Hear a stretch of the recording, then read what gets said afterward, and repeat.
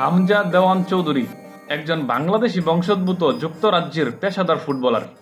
তিনি ইংল্যান্ডের পেশাদার ফুটবল খেলোয়াড় হিসেবে পরিচিতি লাভ করেছেন।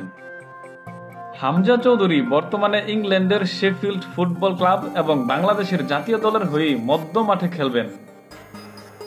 তার পূর্ণ নাম হামজা দেওয়ান চৌধুরী।